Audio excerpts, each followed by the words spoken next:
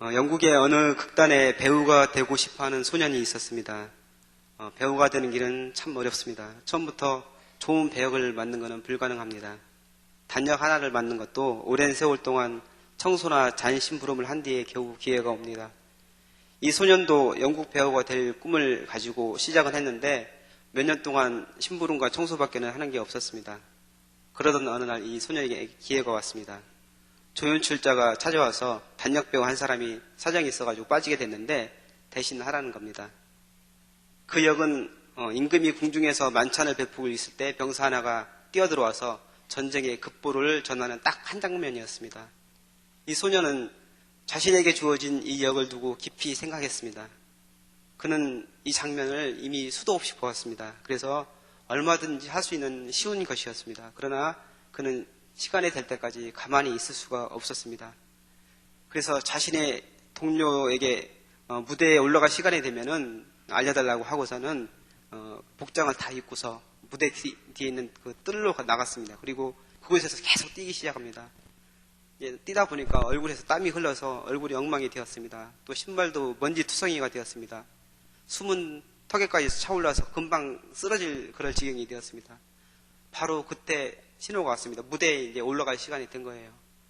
드디어 이 소년이 무대에 등장했을 때 관객들은 정말 먼 전쟁터에서 며칠 밤낮을 달려온 한 병사의 모습을 보게 되었습니다.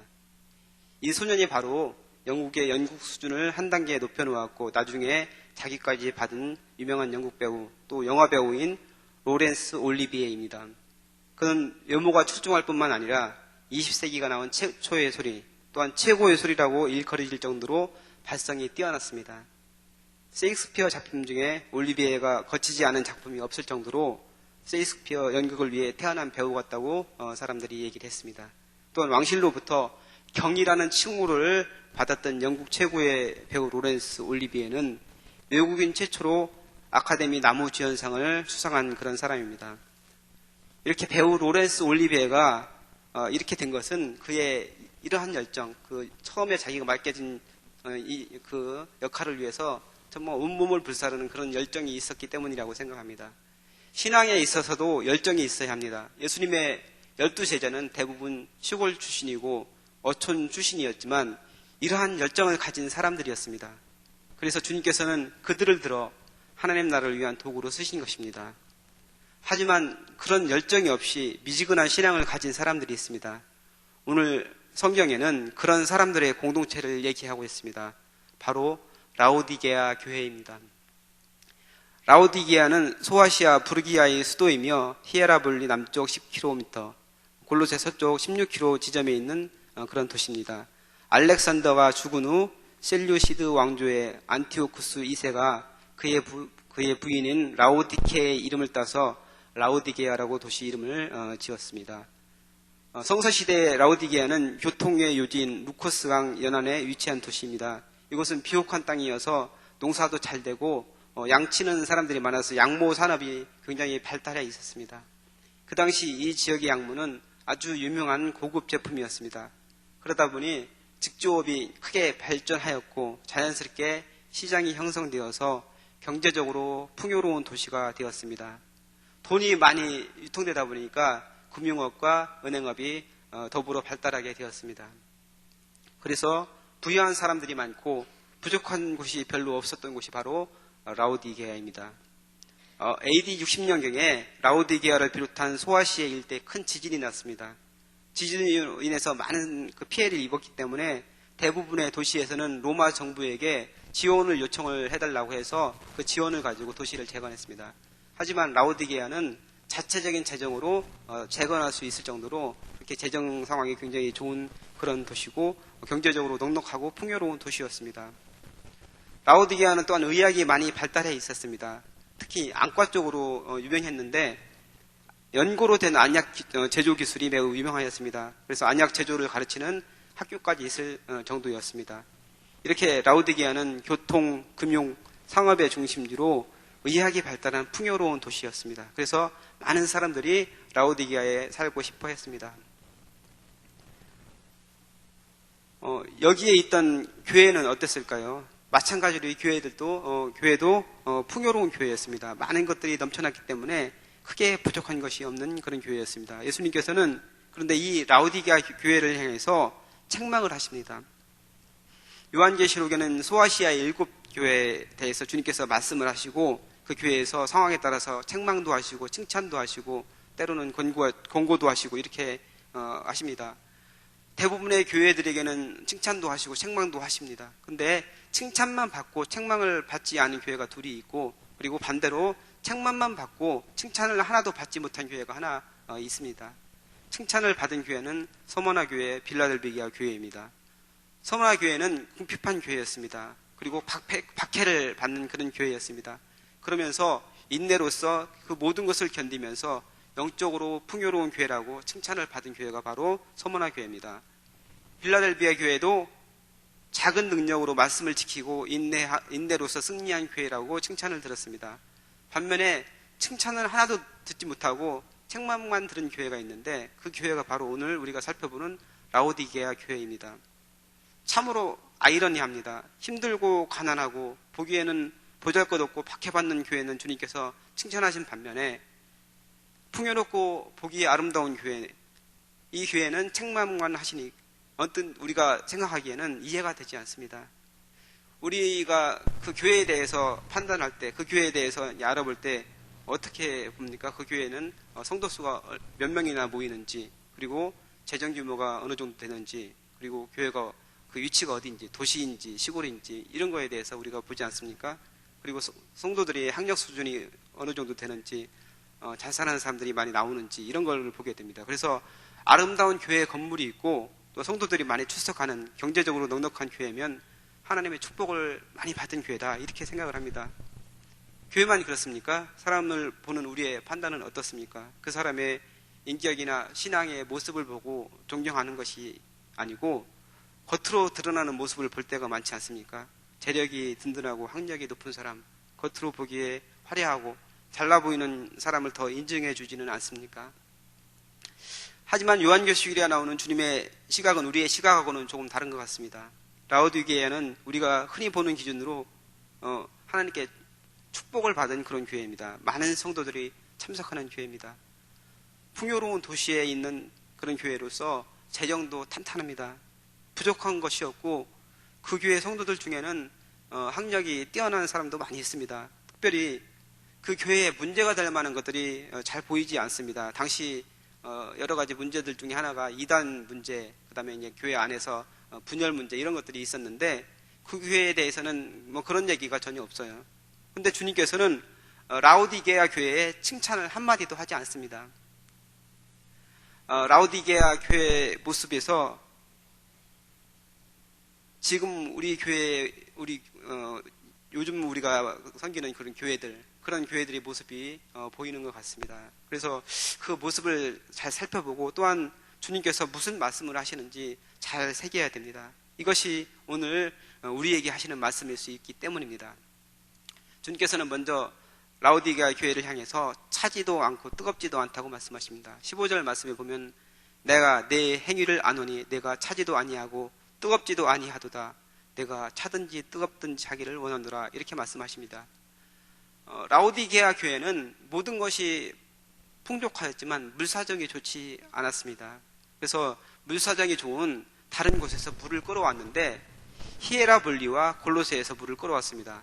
히에라볼리는 온천으로 유명한 곳이고 골로새는 차가운 지하수가 많이 나오는 그런 곳이었습니다.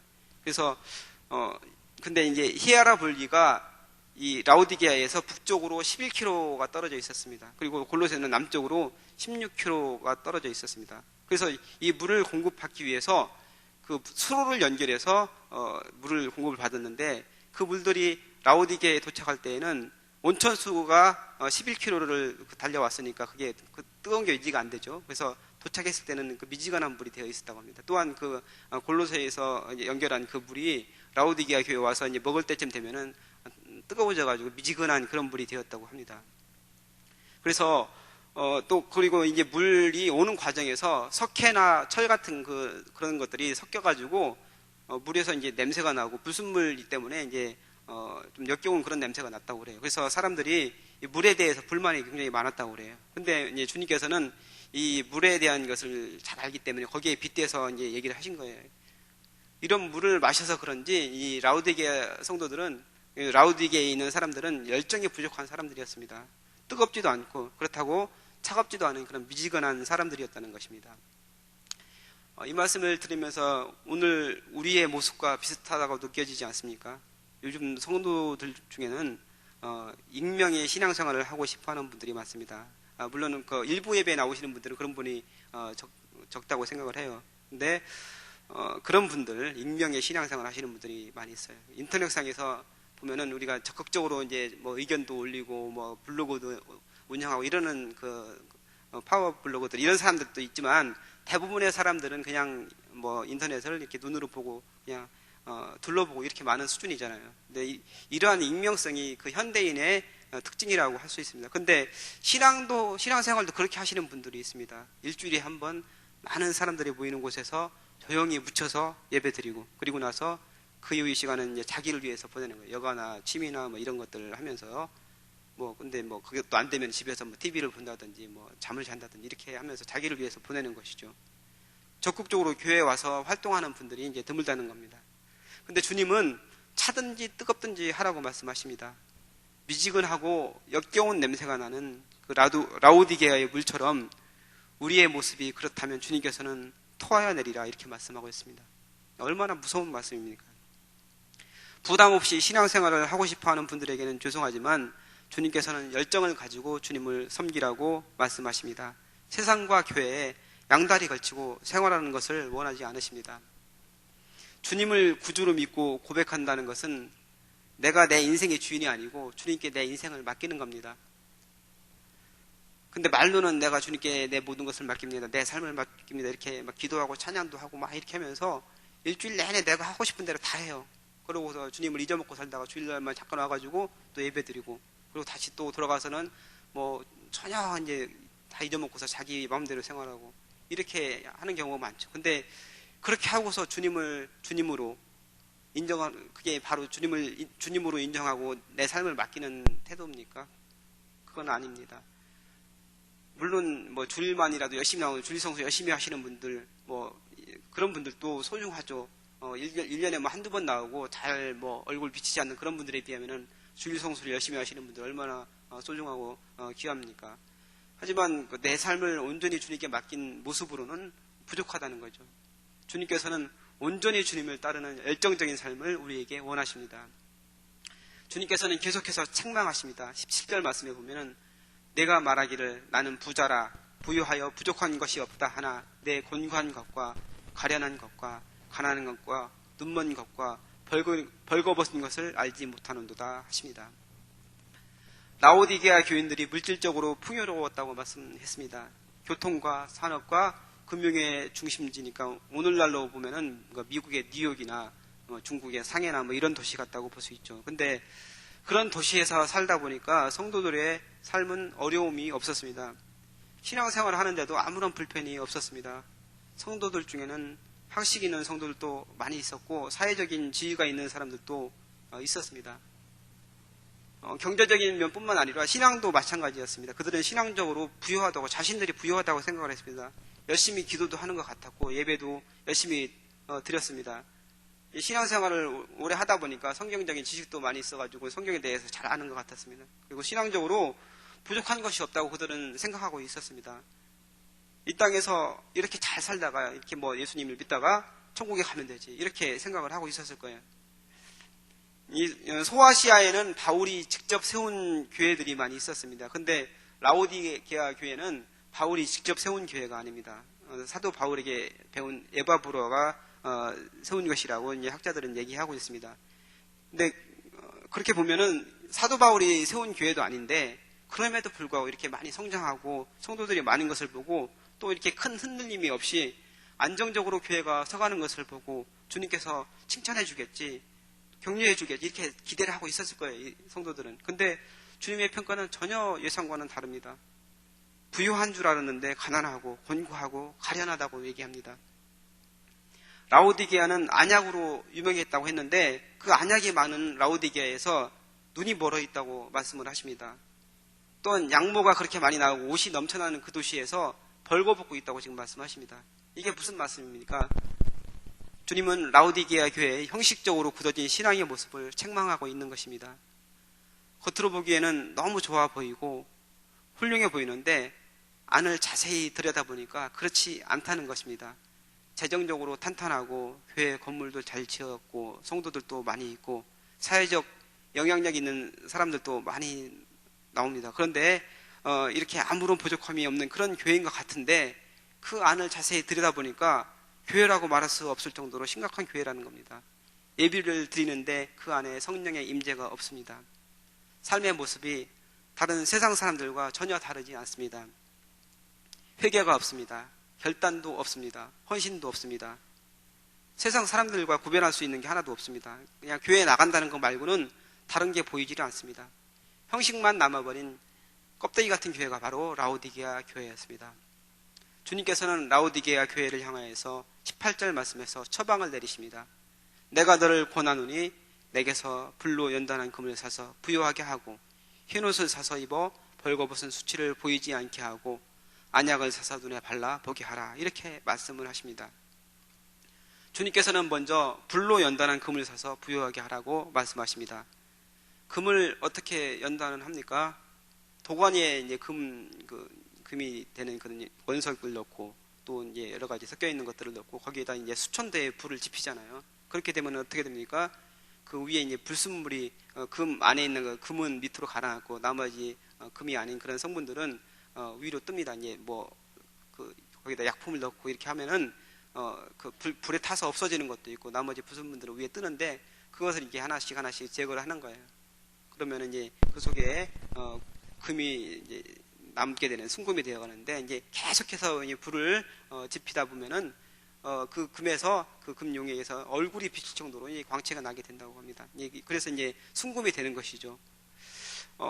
여러분 그 욥의 고난을 기억하시기 바랍니다. 고난 가운데 욥이 이렇게 고백을 했지 않습니까? 그러나 내가 가는 길을 그가 아시나니 그가 나를 단련하신 후에는 내가 순금같이 되어 나오리라. 불과 같은 시련을 통과해야만 영적으로 부유하게 된다고 말씀하고 있습니다. 중국이 공산화되고 모택동의 문화혁명과 더불어서 8천여 명의 선교사들이 모두 추방되었습니다. 그리고 남아있던 500만 명의 중국 그리스도인들은 극심한 박해를 받았습니다. 많은 사람들이 갇히고 신앙 때문에 죽어갔습니다.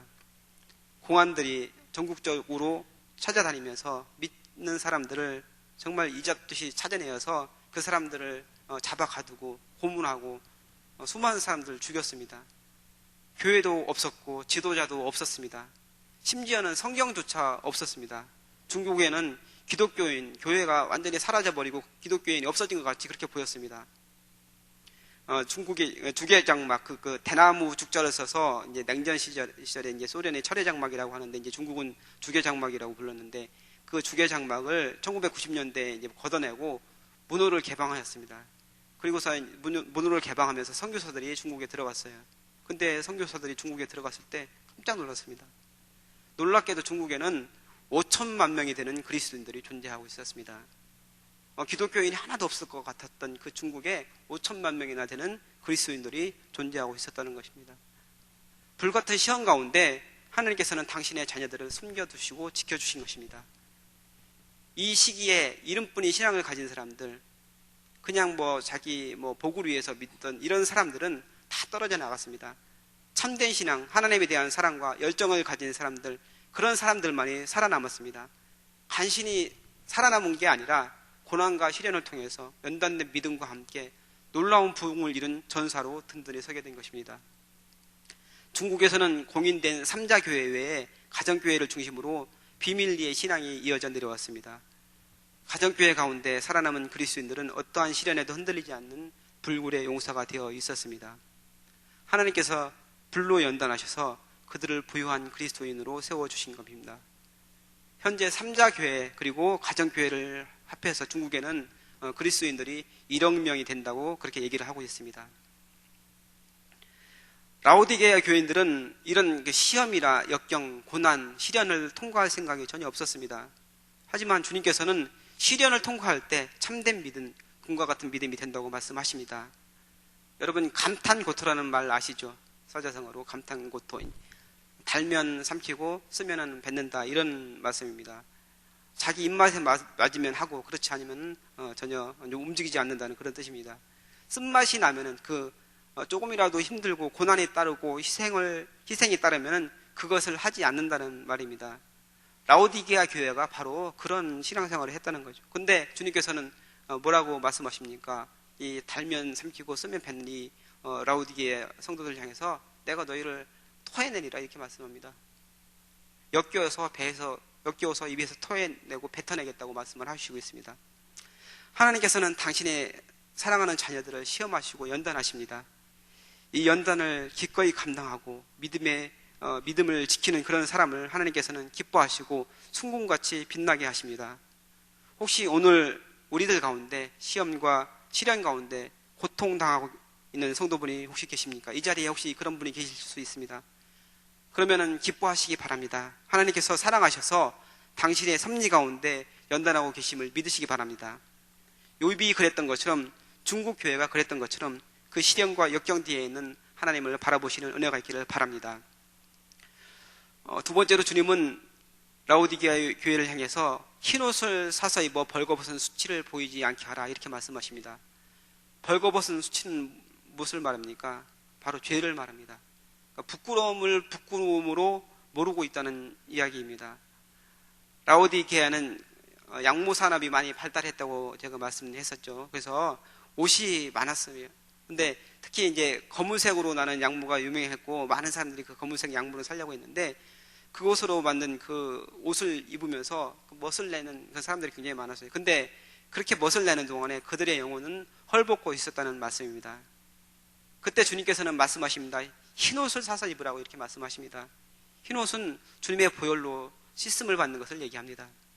죄로 인해 벌거벗은 무릎을 주님의 보혈로 씻어서 깨끗한 세마포 옷으로 갈아입으라고 말씀하십니다. 부끄러운 모든 죄는 예수 그리스도의 십자가의 은총으로 사함을 받을 수 있습니다. 예수께서는 19절 말씀에서 한 번 더 말씀하십니다. 물은 내가 사랑하는 자를 책망하여 징계하노니 그러므로 내가 열심을 내라, 회개하라. 회개는 하나님 나라에 들어가는 첫걸음이면서 주님께 계속 순종하고 복종할 수 있게 해주는 그런 열쇠가 됩니다. 예수님께서도 사역을 시작하시면서 회개하라, 천국에 가까웠느니라, 이렇게 선포하셨습니다. 근데 지금 어떻습니까? 교회 안에 회개가 사라졌습니다. 한국교회가 부흥할 때는 교회마다 회개의 눈물이 넘쳐났습니다. 지금 우리의 모습은 어떻습니까? 죄로 보지 못하는 게 우리의 모습이 아닙니까? 지금 세상 사람들은 성경에서 말하는 죄를 죄라고 얘기하지 않습니다. 자기들이 하고 싶어 하는 것을 못하게 하는 걸 오히려 죄라고 합니다. 그들의 기준으로 보면 간통은 죄가 아닙니다. 왜냐하면 사람이 행복하기 위해서는 쾌락을 선택할 수 있다고 여기기 때문입니다. 이것이 행복추구권이라고 얘기하죠. 그래서 행복추구권의 간통이 위배가 되기 때문에 이것은 죄가 아니다, 이렇게 얘기를 합니다. 어느덧 우리나라는 행복을 위해서 간통을 권고하는 그런 사회가 되어버렸습니다. TV 드라마를 보면은 막장 드라마가 판을 치고 있습니다. 또한 연예인들이 건전하지 못한 그런 사생활이 사람들에게 영향을 끼치고 있습니다. 특히 젊은 청소년들은 이러한 영향력 아래 무방비로 노출되어 있습니다. 이것이 벌거벗고 있으면서 벌거벗은 줄 모르는 것이 아니고 무엇이겠습니까? 이제는 세상적인 가치관이 교회 안에 침투하여서 죄가 죄인 줄 모르고 있지 않습니까? 겉만 번지르르 하고 돈 좋아하고 또한 성공제일주의, 그런 가치관이 어느덧 우리 속에 들어와 있지 않습니까? 주님께서는 우리에게 흰옷을 사서 입으라고 말씀하십니다. 죄를 회개하고 깨끗한 행실로 세상 사람들에게 보내려고 말씀하십니다. 벌거벗은 모습을 깨닫고 수치를 알라고 하십니다. 주님 앞에 나와서 눈물 뿌려 회개하고 십자가의 보혈로 죄 씻음을 받고 흰 세마포 옷으로 갈아입으라고 말씀하십니다. 1907년도 평양 대부흥이 어떻게 일어났습니까? 질선주 장로의 회개로부터 부흥이 일어나지 않았습니까? 참된 부흥은 진정한 회개, 가슴을 치며 통곡하고 옷을 찢는 그런 회개가 일어날 때 참된 부흥이 일어난다고 말씀합니다. 그런 회개가 우리 가운데 있기를 바랍니다. 세 번째로 주님은 라오디게아 교회를 향하여서 안약을 사서 눈에 발라 보게 하라 말씀합니다. 육신의 눈은 볼지 몰라도 영의 눈이 멀어서 보지 못하는 라오디게아 교회에게 안약을 사서 바르라고 말씀합니다. 안약으로 유명한 라오디게아에게 이 말씀이 더욱 잘 와닿을 거라고 생각이 됩니다. 누가 영적인 소경입니까? 바로 성령의 능력을 알지 못하고 그 음성을 듣지 못하는 사람의 영적인 소경입니다. 세상 문화와 안락, 물질적인 풍요로움이 그 가운데 있어서 눈이 멀어서 영적인 것을 보지 못하고 있지 않습니까? 교회가 세상에 빛을 비춰야 되는데 오히려 세상에 묻혀서 점점 어두워가고 있지 않습니까?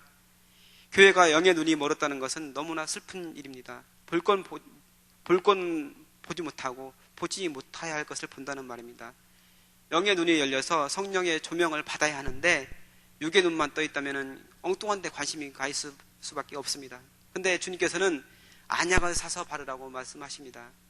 영의 눈이 떠지기 위해서는 주님과의 관계가 중요합니다. 주님과의 친밀한 관계를 통해서 성령의 은혜가 덧입혀집니다. 오늘 본문 20절 말씀에 보면은 볼지어다 내가 문 밖에 서서 두드리노니 누구든지 내 음성을 듣고 문을 열면 내가 그에게로 들어가 그와 더불어 먹고 그는 나와 더불어 먹으리라 이렇게 말씀하십니다. 주님께서는 문을 두드리고 계신데 불신자, 예수님을 믿지 않는 사람들 향해서 문을 두드리는 게 아닙니다. 바로 우리를 향해서, 성도들을 향해서 문을 두드리고 계십니다. 미지근한 신앙생활을 하고 있는 그런 성도들을 향해서 문을 두드리고 계십니다. 열정이 식어버린 그런 성도들을 향해서 문을 두드리고 계십니다. 신앙생활을 오래 했는데 사랑도 식어버리고 은혜도 식어버린 그런 성도들을 향해서 문을 두드리고 계십니다. 영적으로 헐벗고 가련하여서 눈이 멀어있는 당신의 자녀들을 향해서 문을 두드리고 계십니다. 근데 문을 여는 것은 주님이 문을 여는 게 아니에요. 이렇게 이 본문 말씀을 가지고 그린 그런 그림들이 많이 있는데 보면은 그 문고리가 밖으로 나 있지 않고 안으로 나 있어요. 그래서 주님은 문을 열 수가 없어요. 그 문은 누가 열어야 되느냐? 안에 있는 사람이 열어야 되는 거예요. 근데 주님이 누구든지 문을 열면 그 안에 있는 문고리를 잡고 문을 열면은 주님께서 들어오셔서 그와 더불어 드신다고 이렇게 말씀하고 있습니다. 주님이 우리 속에 들어오시면은 우리는 주님과의 교제 속에서 새롭게 변화가 됩니다. 우리의 죄악된 생활이 변화되어서 주님의 거룩한 모습을 담게 됩니다. 아까 제가 불로 연다는 금에 대해서 얘기했는데 금을 계속 연단하다 보면은 나중에 그 금에서 얼굴이 비친다고 얘기했었죠. 그렇게 우리가 연단될 때, 주님과의 교제 속에서 연단될 때 우리의 모습에서 예수님의 모습이 비춰진다는 그런 말씀입니다. 또한 주님께서 주신 그 흰옷을 입어서 벌거벗은 우리의 모습, 우리의 죄악이 사해지고 거룩한 삶을 살 수 있다고 주님께서는 말씀하십니다. 영의 눈이 떠져서 신령한 세계를 보며 또한 성령의 인도 가운데 살아가게 된다고 말씀하고 있습니다. 사랑하는 성도 여러분, 마음의 문을 여시기 바랍니다. 영의 눈이 멀어서 헛되인 것만 추구했던 것을 회개하고 사랑의 주님을 향해 문을 여시기 바랍니다. 그동안에 나태하고 게을러서 제대로 신앙생활하지 못한 모습을 회개하고 주님을 맞이하십시오. 다른 모든 것에는 정말 열정을 가지고 온갖 자기 힘을 다 쏟으면서 주님을 섬기는 데는 미지근했던 그런 태도를 고치고 이제 주님을 마음 가운데 모시고 살아가는 성도 여러분 되시기를 주님의 이름으로 축복합니다. 이제 찬양 한 곡 부르고 같이 기도하기를 원합니다. 찬송가 286장 주 예수님 내 맘의 오사입니다. 제가 가사를 잠깐 읽어보겠습니다. 주 예수님 내 맘의 오사, 날 붙들어 주시고 내 마음에 샘을 주사 늘 기쁘게 하소서. 사랑의 주 사랑의 주 내 마음속에 찾아오사 내 모든 죄 사하시고 내 상한 마음 고치소서.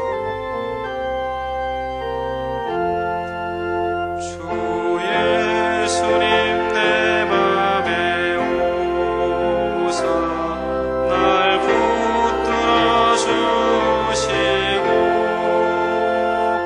내 마음에 새 힘을 주사 늘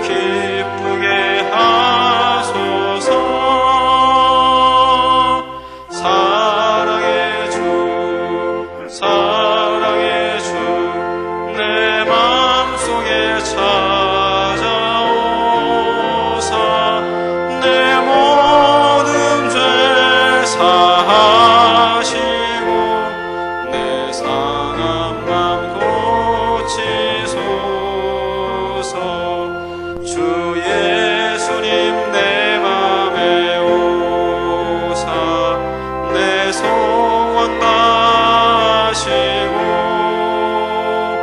내 무거운 짐 맡아주사 참 평안을 주소서. 사랑의 주 사랑의 주 내 맘속에 찾아오사 내 모든 죄 사하시고 내 상한 맘 고치소서. 주 예수님 내 맘에 오사 날 정결케 하시고 그 은혜를 내 맘에 채워 늘 충만케 하소서. 사랑의 주 사랑의 주 내 맘속에 찾아오사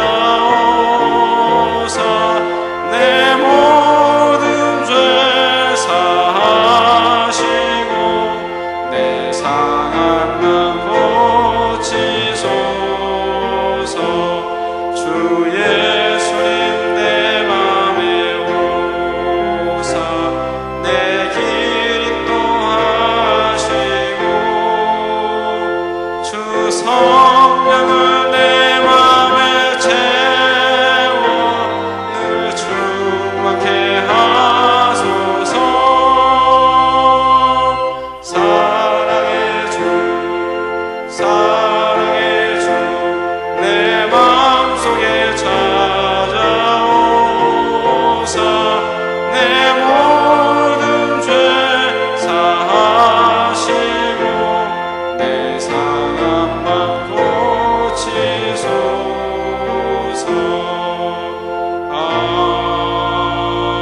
아멘. 이 시간 다 같이 기도하겠습니다. 우리는 신앙생활을 잘하는 줄 알고 있었습니다. 열심히 주님 앞에 나오고 교회 열심히 나오면 신앙생활 잘하는 줄 알고 오랫동안 신앙생활은 잘하는 줄 알고 있었는데 주님께서는 우리에게 가난하다고 말합니다. 벌거벗었다고 말씀하십니다. 열정이 없다고 말씀하십니다. 모든 것이 주님 보시기에는 부족하다고 말씀하십니다. 그것을 주님 앞에 회개하는 은혜가 있기를 바랍니다. 이 시간 주님 앞에 주님 용서하여 주옵소서. 이제는 주님을 섬기고 주님께서 오셔서 내 마음을 변화시켜 주시고 주님을 잘 섬기게 하여 주옵소서. 같이 기도하겠습니다.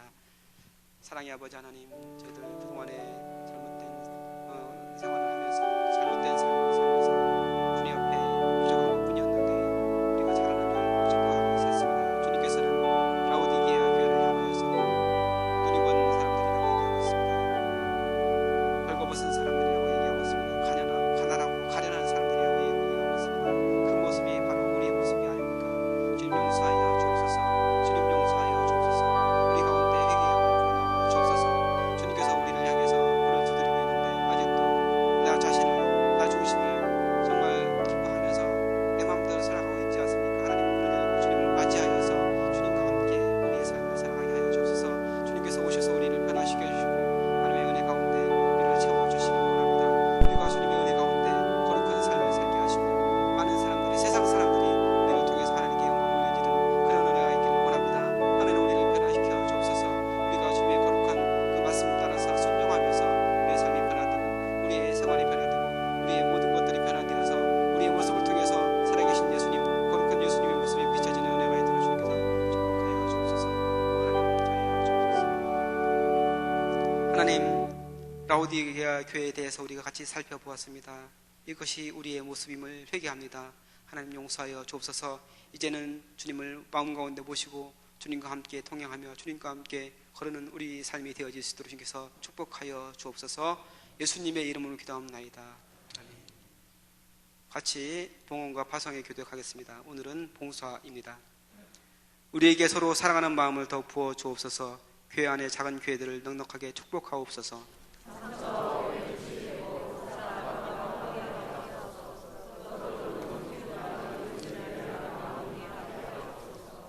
사회 약자를 끌어안는 신앙적 어머니 공동체, 소외된 계층을 돌아보는 사회적 희망의 공동체, 올바른 가치를 살아내는 정신적 공예의 공동체이게 하옵소서. 우리 교회가 여기 있어 지역사회와 시대가 복되게 하옵소서. 아멘. 전순가 286장 1절 4절 부르시고 축도로 예배 마치도록 하겠습니다.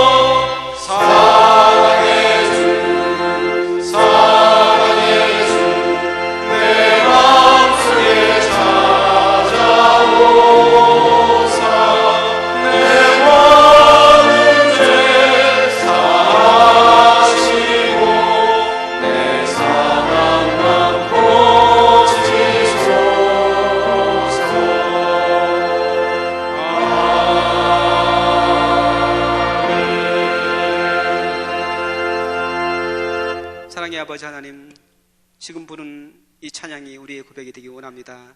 우리가 우리의 마음을 열고 주님께서 우리의 마음속에 들어오시기를 소원합니다. 주님께서 우리 속에 들어오셔서 우리를 변화시켜 주옵소서.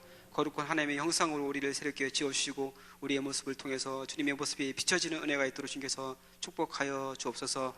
사랑하는 성도들, 주님께서 우리에게 주신 것들이 많은데 그 중에서 주님께 예물을 드렸습니다. 하나님, 그 예물 바치는 손길을 축복하여 주옵소서.